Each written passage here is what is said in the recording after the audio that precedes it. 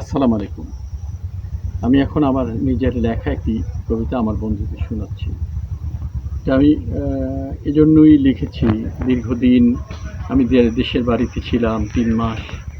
গ্রামের বাড়িতে অনেক বছর এতদিন থাকা হয় না। এই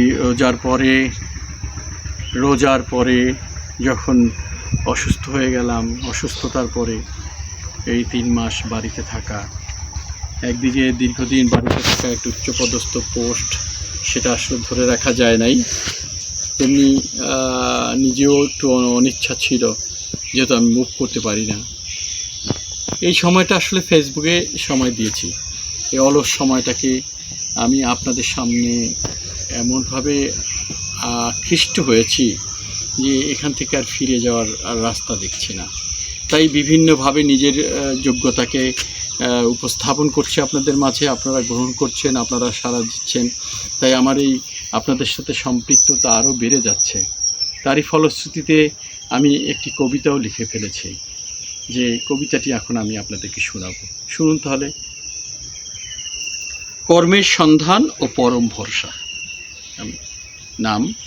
আমার নাম দিয়েছি ফেরদৌসুর রহমান। শান বাঁধানো এই ঘাটের কোণে শান্ত জলের ধারে বসে ভাবি আমি জীবন তরি কোন সে সিন্ধু পারে। যিনি পাঠালেন এই দুনিয়ায় পরম করুণাময়, তিনি তো কাউরে করেননি হেলা, দেননি তো সংশয়।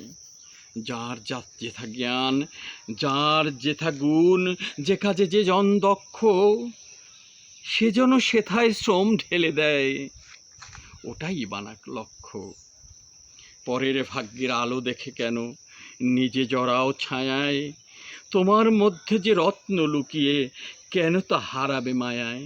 যে কাজে তোমার মন সাড়া দেয়, যে কাজে নদীর স্রোত, সেটা কি তবে আঁকড়ে ধরো, গড়ে তোলো নিজ ব্রত। সততা বজায় রেখে যাও তুমি, ঢেলে দাও শেষ চেষ্টা, বাকি সব ভার সঁপে দাও তারে, যিনি এই জগতের স্রষ্টা।